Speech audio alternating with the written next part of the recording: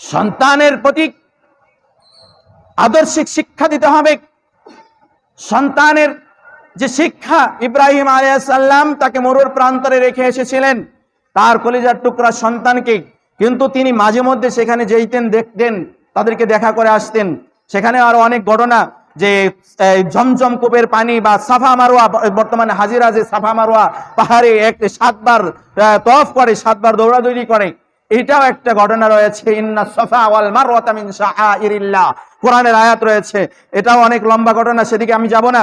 তো যাই হোক, ইব্রাহিম আলাইহিস সালাম ইসমাইল আলাইহিস সালামকে কুরবান করেছিলেন। একটা চুল পরিমাণও তিনি একবারের জন্য তিনি ঘাবড়াননি, একবারের জন্য তিনি বলেন নাই যে আপনি কেন আমাকে কোরবানি করবেন।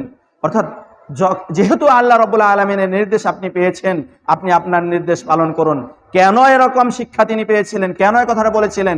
ইব্রাহিম আলাইহিস সালাম যেরকম সুশিক্ষায় ছিলেন, তিনি কোনো স্কুল কলেজ ইউনিভার্সিটিতে পড়েন নাই, তিনি তার কলেজের টুকরা পুত্রকেও স্কুল কলেজ ইউনিভার্সিটিতে পড়ান নাই। তখন কিন্তু স্কুল কলেজ ইউনিভার্সিটি ছিল না, তখন স্কুল কলেজ ইউনিভার্সিটি ছিল ওই মায়ের কুল, মায়ের ভালোবাসা, ওই বাবার ভালোবাসা, বাবার স্নেহ, বাবার সোহাগ, বাবার ওই রব্বুল আলামিনকে তিনি সবসময় চেনাতেন, তিনি পরকাল চেনাতেন, তিনি সবসময় মানুষের কল্যাণের জন্য তার পুত্রকে আদেশ দিতেন।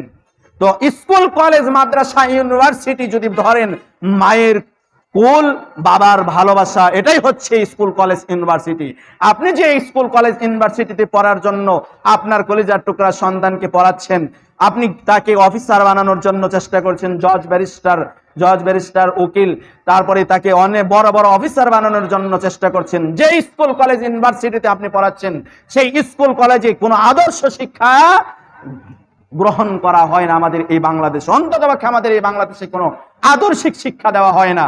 সেখানে পড়ালেখা করলে কিভাবে দুর্নীতি করা যায়, কিভাবে বড় নেতা হয়ে যায়, কিভাবে অন্যের সম্পদ লুণ্ঠন করা যায়, কিভাবে ঘুষ খাওয়া যায়, কিভাবে সুদ খাওয়া যায়, এই শিক্ষা সেই স্কুল কলেজ ইউনিভার্সিটিতে দেওয়া হয়।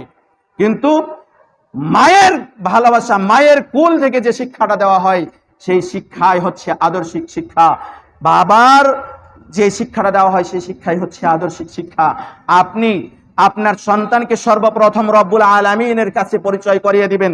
আপনার সন্তানকে আপনি জান্নাতের অফুরন্ত নিয়ামতের বর্ণনা শোনাবেন, জাহান্নামের কঠিন আযাবের বাহী কাহিনী শোনাবেন, রব্বুল আলামিনকে পরিচয় করিয়ে দিবেন।